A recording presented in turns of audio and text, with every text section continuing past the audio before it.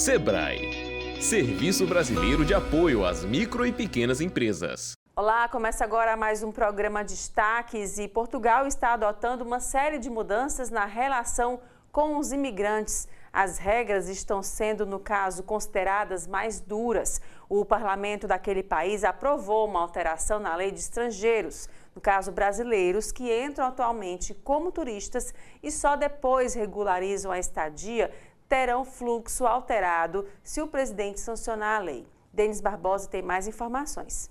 Olha, Elaine, essa é uma série de mudanças que pode realmente afetar a vida e deve afetar a vida de muitas pessoas, muitos brasileiros que têm esse sonho e até brasileiros que já estão realmente naquele país. E por isso nós viemos conversar com um especialista nessa temática para nos mostrar os principais pontos que podem realmente alterar essa relação. André Lima, advogado especialista exatamente no direito internacional e tem essa forte relação com aquele país. André, quais os principais pontos dessa mudança, porque afeta inclusive o núcleo familiar, as pessoas que sonham em juntar-se com aquele brasileiro que está lá em Portugal, não é isso? Com certeza. E essa foi, Denis, uma das principais alterações que está relacionada ao reagrupamento familiar, que inclusive eles fizeram uma alteração, tentaram fazer uma alteração em julho desse ano. No entanto, o Tribunal Constitucional realmente disse que não poderia avançar da forma como eles tinham colocado, porque realmente afetou e afetaria quem deseja morar lá ou quem já está lá, seria efetivamente afetado. E não tem nada a ver você mudar de país e ter que esperar 2, 3, 4 anos para poder ter seu núcleo familiar novamente reunido. Então, eles fizeram uma adaptação e fizeram uma alteração agora, que realmente acreditamos que vai passar tanto pelo Tribunal Constitucional, que o Tribunal já sinalizou que sim, o presidente Marcelo Rebelo também já sinalizou que também vai promulgar a lei, então efetivamente vai passar. Mas essa alteração é para que a pessoa tenha mais cautela, principalmente quem está planejando hoje ir para Portugal. Ainda é possível sim, desde que faça de maneira planejada, para que obtenha esse êxito. E para quem já está lá em Portugal, vai ter um tempo aí depois da alteração da lei de promulgado, 6 meses, para que possa regularizar sua situação. Então foi o tempo que a lei colocou para que essas pessoas corram atrás e consigam fazer o reagrupamento familiar e não sejam afetadas pela alteração. Quando surgiu essa movimentação, muita gente que estava planejando ficou assustada.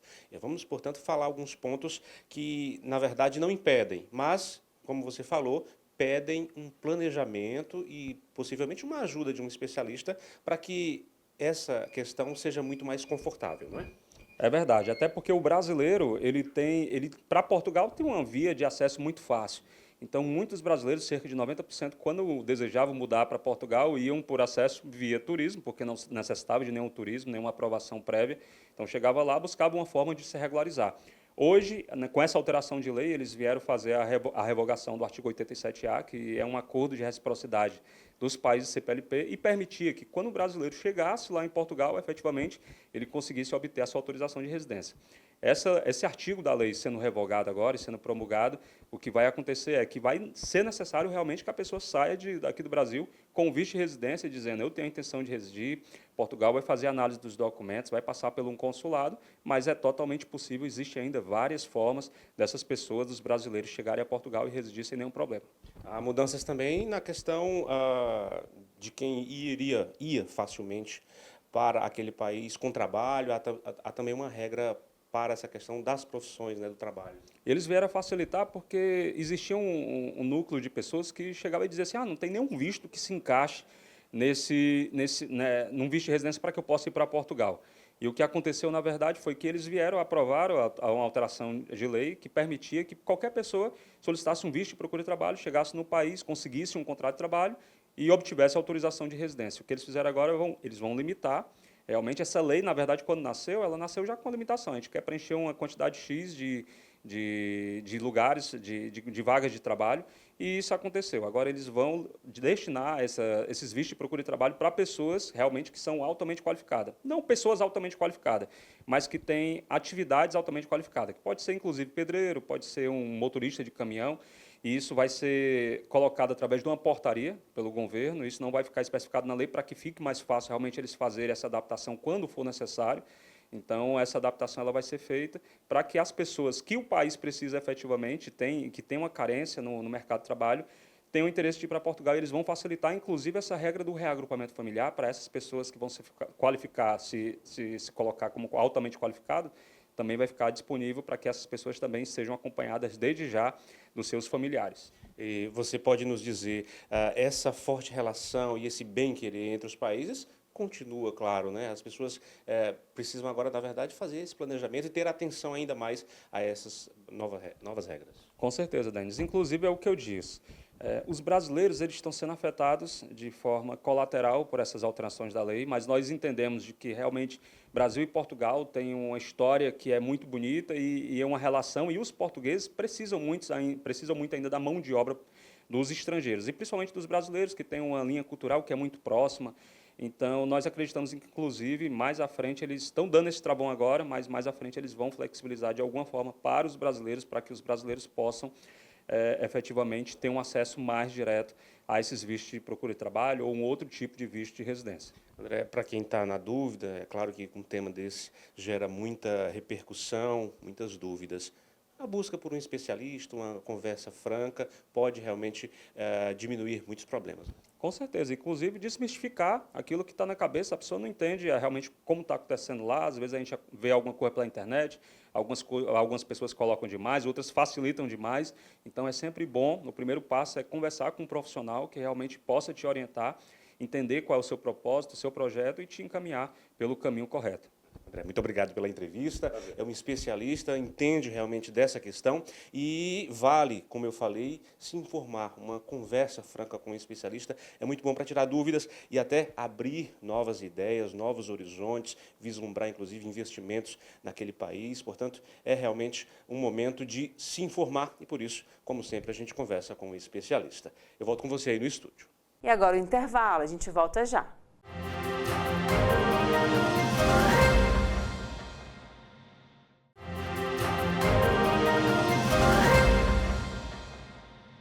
Fortaleza vai receber no próximo dia 24 a 4ª edição do Fórum Gestão e Negócios, com atividades voltadas para empresários da construção civil. A programação será formada por palestras, oportunidades comerciais, exposição de produtos e uma explicação sobre os impactos da reforma tributária no setor. Olha, Fortaleza vai ser palco da 4ª edição do Fórum Gestão de Negócios, organizado pela Nilo Maia Distribuidora. E a gente vai conversar sobre tudo que vai envolver, discussões importantes que vão ser debatidas nesse evento. A gente vai falar agora com o Bruno Maia, que é diretor da Nilo Maia Distribuidora. Bruno, obrigado por estar conversando com a gente. Vamos falar desse importante momento, voltado principalmente para lojistas da construção civil. O que é que o Fórum vai trazer diferente das outras edições? O que é que está sendo preparado para receber esse público que vai participar desse evento? Bom, primeiramente eu que agradeço a oportunidade de falar sobre o fórum. Bom, o fórum da gente ele vai acontecer agora no dia 24 de outubro e a gente está fazendo a 4ª edição dele. A cada edição que a gente vem realizando, ele vem ficando cada vez mais com alcance maior, porque a gente está hoje com um número de lojistas confirmados de cerca de 450. Então, o número de pessoas total, entre fornecedores, a equipe lá que vai estar trabalhando da gente, vai superar 1.200, cerca de 1.300 pessoas nesse evento. Então, a gente também está levando muito fornecedor novo. Tem fornecedor também das indústrias de material de construção que estão levando lançamentos, né? Então teve muita novidade para trazer para o evento nesse sentido. E é isso, é o alcance que ficou maior em número de marcas que estarão presentes, também como o número de pessoas convidadas. Em relação aos painéis, ao que vai ser debatido, tem um tema que ele tem gerado dúvidas e vocês exatamente organizam isso para a necessidade de esclarecimento. A reforma tributária tem sido uma discussão muito importante. Como é que isso está sendo pensado também para ser implementado no fórum? Bom, inclusive você tocou num assunto importante, porque o tema central desse fórum é justamente a questão do conteúdo, né? Ele é um evento que combina conteúdo, né, o desenvolvimento das pessoas convidadas que vão estar lá, como também combina a parte de rodada de negócios e o happy hour, network, que vai acontecer lá também ao final do evento. Então, na questão do conteúdo, a gente tem um âncora que vai estar lá, que é Geraldo Rufino.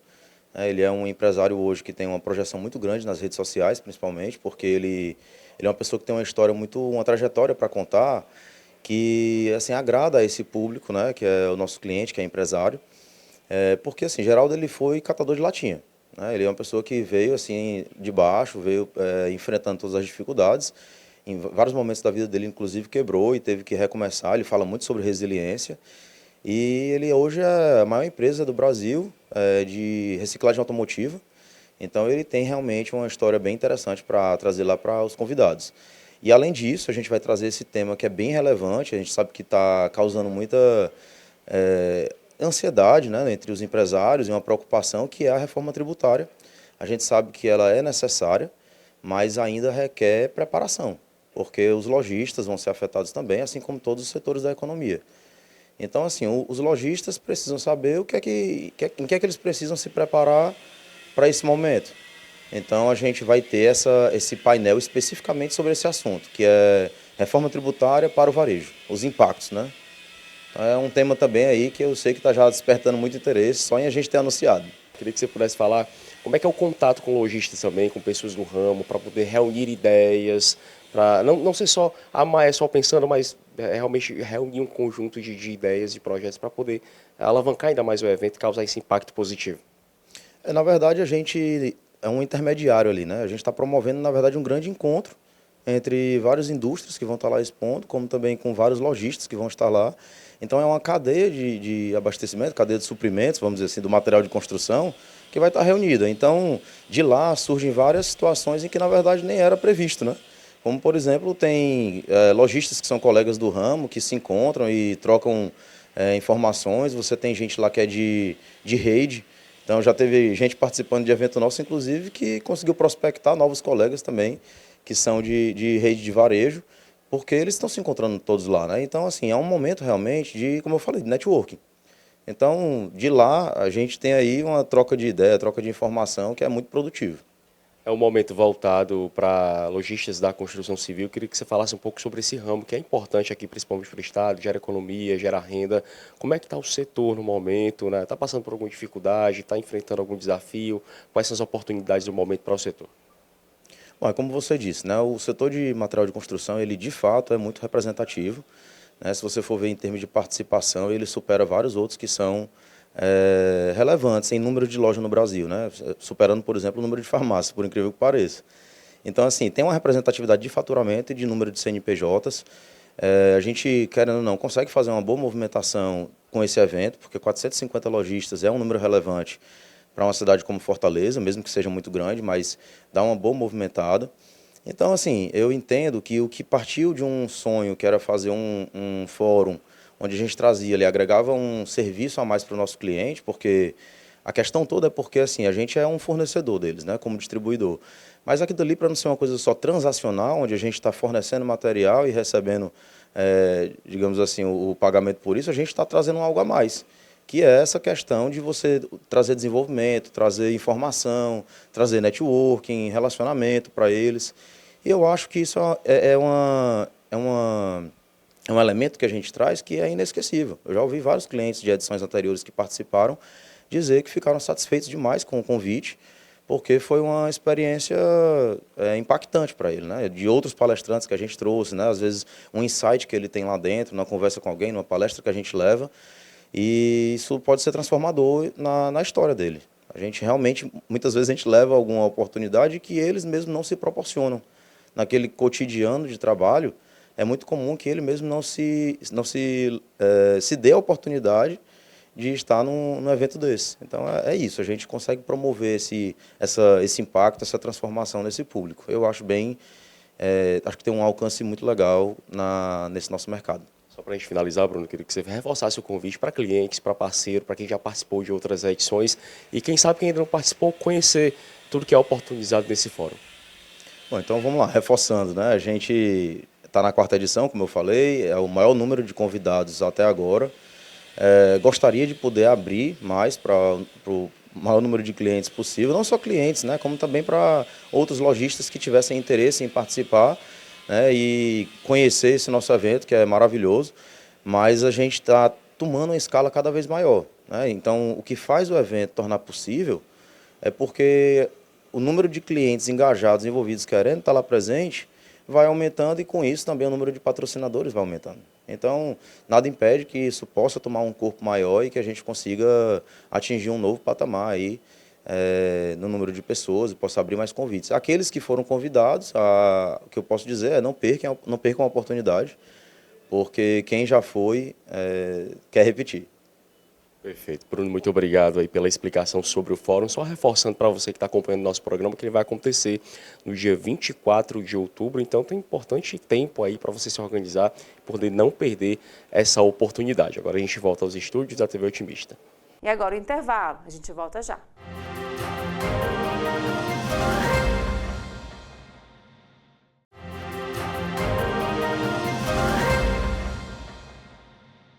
E a Anvisa acionou autoridades internacionais para trazer ao Brasil o Fomepizol, o antídoto padrão ouro contra a intoxicação por metanol. O medicamento, que não é vendido aqui no país, está sendo importado em caráter de urgência depois do aumento de casos de contaminação por bebidas adulteradas. A cada dia, mais casos são registrados de intoxicação pelo metanol aqui no Brasil. O perigo está nas bebidas que foram adulteradas ilegalmente com essa substância que pode causar sérios riscos à saúde de quem tomou essa bebida. A gente vai conversar agora com o doutor Danilo Campos, ele é infectologista e vai explicar para a gente, né, que perigo tão grande é esse, né, por conta dessas bebidas adulteradas, doutor. O que é que o metanol ele causa no corpo da gente? Como é que o nosso corpo reage à ingestão do metanol? Pronto, o metanol, ao ser ingerido, ele vai ser metabolizado no fígado. Só que os produtos que são gerados a partir dessa metabolização são extremamente tóxicos. E aí a gente tem todos aqueles efeitos que a gente viu divulgado na imprensa, né, como a perda de visão, coma, confusão mental e todas essas coisas. Perigo porque assim ainda não se sabe, né, estão sendo investigadas as causas, enfim, de onde é que vem toda essa bebida que foi adulterada, mas qual é a recomendação? Assim, é parar realmente, principalmente com a ingestão das bebidas destiladas, é isso? Isso, existem algumas coisas que podem ser observadas pelo consumidor. Em primeiro lugar, evitar adquirir produtos de procedência duvidosa, né, procurar prestar atenção se o lacre das garrafas está rompido, né, se a tampa está frouxa, alguns sinais de que possa ter havido algum tipo de manipulação daquela garrafa. Tem alguma maneira de identificar essa? Porque a gente sabe que o quanto antes identificar a intoxicação, melhor para o tratamento, né, doutor? Agora, tem alguma maneira de identificar, assim, de diferenciar uma ressaca normal de uma intoxicação? Claro que os sintomas dependem muito da quantidade do produto que foi consumido. Inicialmente, os sintomas vão ser muito semelhantes a uma ressaca, possivelmente de uma intensidade maior, uma ressaca mais forte, mas existem alguns sinais que servem de alerta para mostrar que aquilo ali é uma situação diferente, né? Especialmente quando você tem uma alteração da visão, uma turvação da visão, uma sonolência excessiva, né? E, em último caso, assim, até mesmo o coma é possível ser observado. Doutor, e o que é que tem que se fazer, assim, se começar a observar esses sintomas, procurar imediatamente o serviço médico? O tempo é essencial para que o tratamento tenha sucesso. Então, os primeiros sinais, a primeira desconfiança de que aquela ressaca está um pouco diferente do que era esperado, o serviço médico deve ser procurado imediatamente. Doutor, a gente tem pelo menos uma boa notícia nesse período agora, desse aumento de casos de intoxicação, que é esse antídoto, né, que existe, que é o Fomepizol, e que a Anvisa alertou as autoridades para importar esse produto aqui para o Brasil, né? Ele não existe aqui no país, e assim, o quanto antes é preciso fazer essa importação, né? Isso, é importante que essa substância esteja prontamente disponível nos serviços de saúde, né, mas já salientando que o Fomepizol não é a única medida que pode ser tomada. Existem outras medidas adicionais que podem ser utilizadas para o tratamento da intoxicação pelo metanol. E especificamente o Fomepizol, como é que ele age e por que ele é tão importante? Bom, o Fomepizol ele vai justamente impedir a metabolização do metanol. Né, que o metanol ele é tóxico ao ser metabolizado, e é aí que o Fomepizol vai agir, impedindo a metabolização do metanol. E aí ele, por enquanto, não chegou aqui no Brasil, mas será que vai ser disponibilizado? É importante, principalmente na rede pública, né, doutor? Sim, a rede pública deve receber prioritariamente essa substância. Doutor Danilo, muito obrigado, viu, pelas suas informações. A gente conversou aqui com o doutor Danilo Campos, infectologista, para alertar, né, a população sobre esse perigo da intoxicação por metanol aqui no Brasil, que tem crescido o número de registros de casos de intoxicação por essa substância, por conta dessas bebidas, né, que foram adulteradas ilegalmente e ainda não se sabe, ainda estão ocorrendo, as investigações para rastrear essas bebidas que foram distribuídas em todo o Brasil. Todo cuidado é pouco, vamos torcer para que esse antídoto chegue logo ao Brasil, para que possa, né, fazer o tratamento para as pessoas que foram intoxicadas. Agora a gente volta ao estúdio. E segue até abril do ano que vem a exposição Corpos Explícitos, Corpos Ocultos, na Pinacoteca do Ceará. Com acesso gratuito e classificação indicativa livre, a mostra reúne mais de 100 obras de 48 artistas de diferentes gerações e regiões do Brasil. A nova exposição em cartaz na Pinacoteca do Ceará questiona o corpo em suas formas mais visíveis e invisíveis. A mostra transforma o pavilhão do museu numa experiência sensorial que mistura quadros, vídeos, sons e esculturas, que juntos com a arquitetura funcionam como uma extensão do próprio corpo humano. A exposição reúne mais de 100 obras de 48 artistas nacionais em um recorte que vai desde a década de 1940 até produções recentes. Uma mostra que propõe uma leitura complexa do corpo humano e o apresenta como um campo de disputas políticas, estéticas e sociais. A curadoria de Agnaldo Farias e Adolfo Montejo Navas articula 5 linhas temáticas: corpo, máquina e ficção especulativa, corpo político e regimes de controle, corpo, desejo, corpo, ausência, corpo, matéria e arquivos do corpo. A exposição busca questionar o que significa o corpo na sociedade contemporânea, sujeito à vigilância, algoritmos, padrões de consumo e reivindicações identitárias. O que o público se vai encontrar é uma densidade e uma polifonia de trabalhos visuais que apuntam a muitas direções. Quer dizer, sempre com o corpo humano como problemática, não? Como vamos a decir, como matriz o pretexto para todas essas diversas direções que os artistas trabalham, não? Então nos vamos a encontrar com que o corpo está como se fosse um sismógrafo que registra um pouco os conflitos que temos em várias áreas, em vários âmbitos. Então existiria um corpo físico, um corpo que é mais ensimismado, um corpo que se interroga a si mesmo, mas também que se pode interrogar com questões um pouco típicas do gênero humano, de que somos e de onde a gente vem, que se perguntas filosóficas, mas ao mesmo tempo tem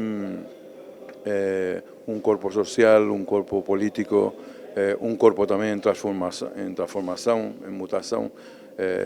As políticas de gênero ilustram muito essa diversidade, um pouco também até dos afetos e da natureza do corpo.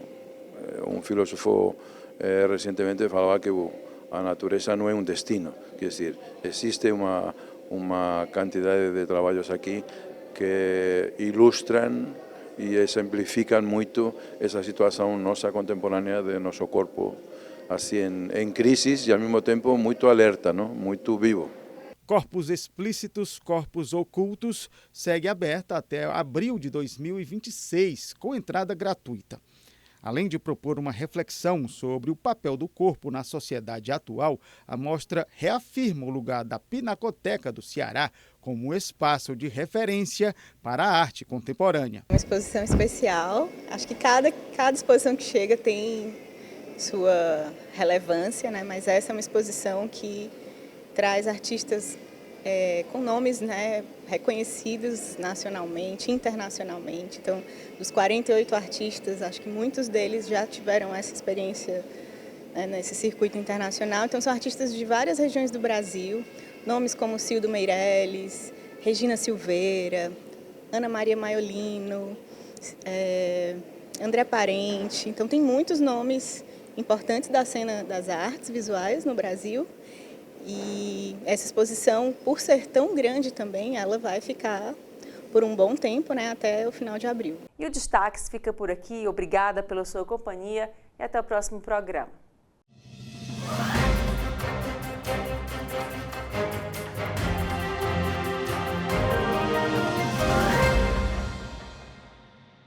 Sebrae, Serviço Brasileiro de Apoio às Micro e Pequenas Empresas.